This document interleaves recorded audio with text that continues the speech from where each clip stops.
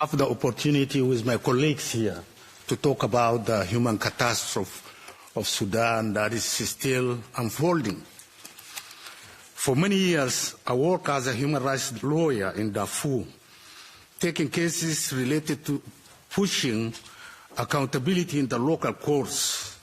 I went to court regularly in Al-Fasher, defending hundreds of cases for victims. Now, however, the city lies in ruins and its population is being subjected to horrible human rights violations, although a full assessment of the damage will likely take some time, especially in the context of the communications blackout affecting the city. There is already ample evidence of the horrific scale of the violence. The RSF themselves have posted videos of themselves killing masses of civilians, and satellite images show piles of bodies and pools of blood. Those who have made it out to Tawila are reported being shot at, kidnapped, and tortured on the way. Even the reported 70,000 that have arrived in Tawila are far fewer than what would have been anticipated given the numbers reported to have remained in the city. Those images of horror are particularly tragic because the signals of the tragedy were long in coming. Not only were they were warning such as devastation that are likely to occur over the last 18 months during which Al-Fasher was under siege, especially given the atrocities committed against the city of Al-Jineina when it fell to the RSF earlier in the war. Atrocities that are being investigated by the ICC as we speak right now. It is also a continuation of the genocide in Darfur in the early 2000s. The RSF evolved out of the Janjaweed that were mobilized by the government to carry out the killing of the Darfuris. They were mobilized on the promise of being allowed to control the land if they clean it of the African indigenous tribe that inhabited it. They appear to be seeking to complete that work now, as the Sudanese armed force have done little to defend Al-Fasher or the rest of the land. As horrific as the images coming out of Al-Fasher, even more devastation could follow, as killings appear to continue in Al-Fasher. Fighting is continuing in the Kurdufan areas and cities such as Ubaid, Dalan, Kadukli, etc. are similar siege tactics as Al-Fasher faced.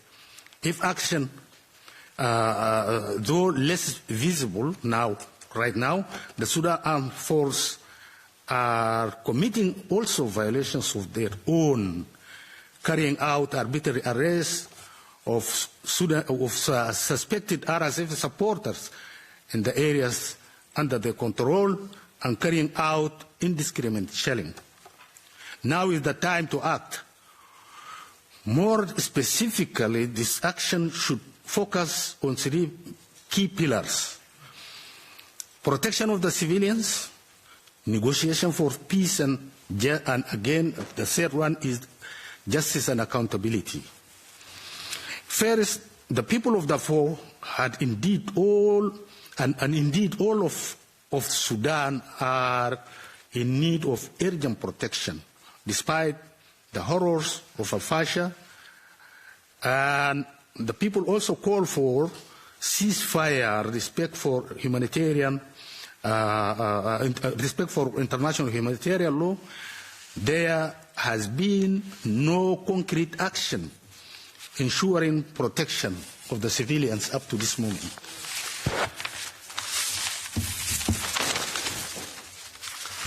Civilians, after the UN Security Council was briefed on the horrors unfolding in Al-Fashir, they could not muster even a presidential statement in response, much less a resolution requiring clear action. Nearly 20 years ago, the UN Security Council supported first the AU mission in Darfur and then a joint UN AU mission. Although it did not meet the full aspiration of the people of Darfur, it did for some protection.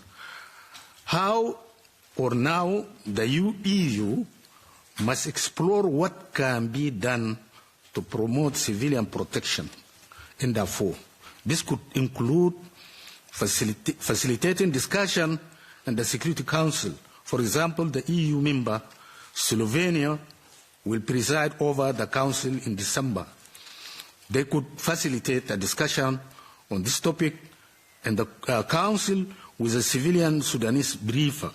The EU could also initiate discussion with the AU about civilian protection options that could be advanced by the AU and EU in cooperation. Ultimately, although civilian protection mechanism can be useful, only peace will allow for the real security for the people of Sudan, especially Darfur.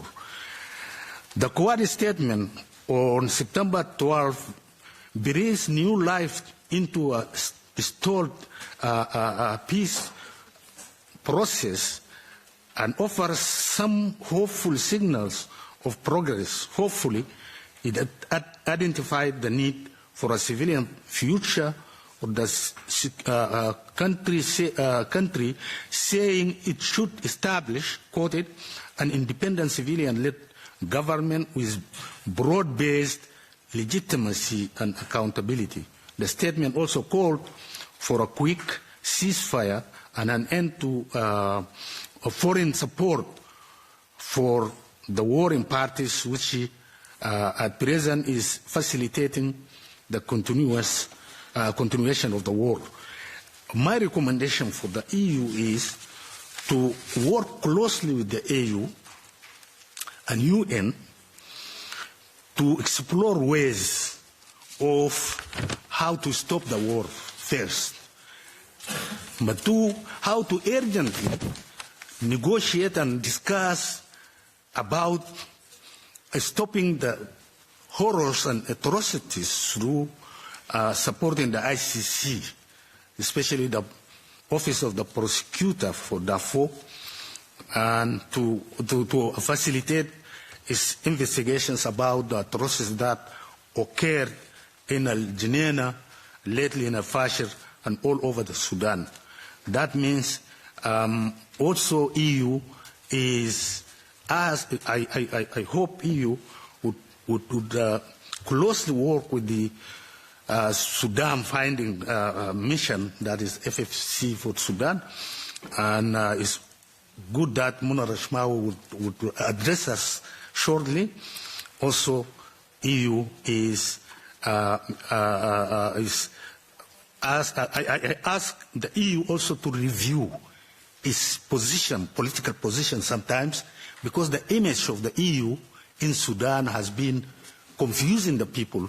When one time some of the Sudanese were saying EU is siding with the RSF. That is a very, very worrying situation when the EU consider the RSF as a credible partner, asking the RSF to stop immigration towards Europe. That is worrying. EU also sided with the framework agreement when it was the RSF or the hub for political parties at that time. It's also something worrying. And again, EU is also must be careful to rectify its image in the eyes of the people of Sudan. You are sending huge money but people don't see it because the humanitarian access is impeded by the warring parties. The humanitarian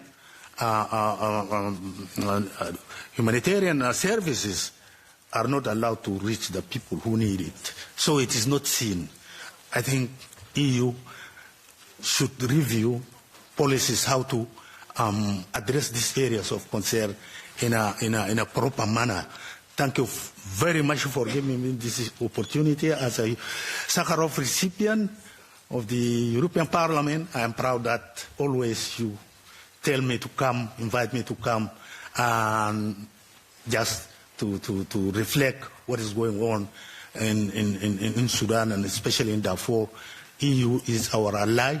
EU is, after the US administration stopped most of the humanitarian services, it is the responsibility of the EU to take over with other partners like the AU. Thank you very much.